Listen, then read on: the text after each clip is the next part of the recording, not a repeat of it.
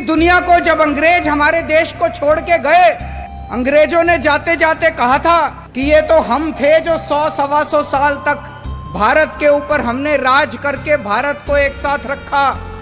अब देखना हमारे जाने के बाद इनसे अपना देश नहीं चलने वाला, इन लोगों से भारत एक साथ नहीं रहेगा। ऐसे अंग्रेजों को भी लग रहा था, पूरी दुनिया को लग रहा था। दोस्तों आज 70 साल हो गए, भारत एक साथ भी है और खूब तेजी से तरक्की भी कर रहा है, और उसका केवल एक कारण है, हमारे देश का यह संविधान। ऐसे देश का संविधान लिखना जिसमें इतने सारे धर्म थे, इतनी सारी भाषाएं, इतनी संस्कृति, इतनी जाति, इतनी विविधता, ऐसे देश का संविधान लिखना कोई आसान काम नहीं था। बाबा साहब अंबेडकर ने पूरी दुनिया के संविधान पढ़े, सारे देशों के संविधान पढ़े, जहां से जो जो अच्छा मिला वो सारा उन्होंने इस संविधान के अंदर डाला, और इतना शानदार संविधान बाबा साहब अंबेडकर ने हम लोगों को दिया। संविधान में लिखा है बराबरी का अधिकार होगा। अभी तक यहां इतने सारे बच्चे बैठे हैं, अगर कोई बच्चा गरीब घर में पैदा होता था और कोई बच्चा अमीर घर में पैदा होता था, क्या उनको बराबर की शिक्षा मिलती थी? नहीं मिलती थी। तो क्या बराबरी का अधिकार था? नहीं था। मैं आपका मुख्यमंत्री हूं, हम सरकार चला रहे हैं। सरकार की नजरों में, मुख्यमंत्री की नजरों में, एक बच्चा अगर गरीब घर में पैदा होता है और एक बच्चा अमीर घर में पैदा होता है, मेरे लिए तो मेरे दोनों बच्चे बराबर हैं। मैं उन दोनों बच्चों के बीच में फर्क नहीं कर सकता। तो इसीलिए जब हमारी सरकार बनी, हमने अपने सामने सबसे पहला लक्ष्य रखा कि इस गरीब के बच्चे को भी अच्छी शिक्षा दिला के रहेंगे हम लोग।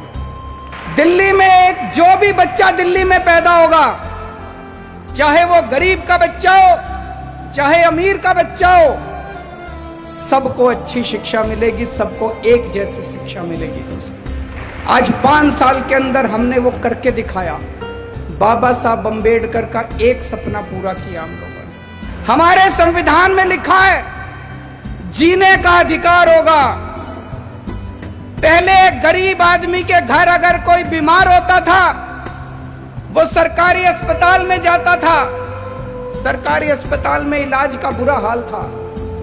आज दिल्ली के अंदर सरकारी अस्पतालों में वैसा ही अच्छा इलाज है जैसा प्राइवेट अस्पतालों के अंदर इलाज हो रहा है।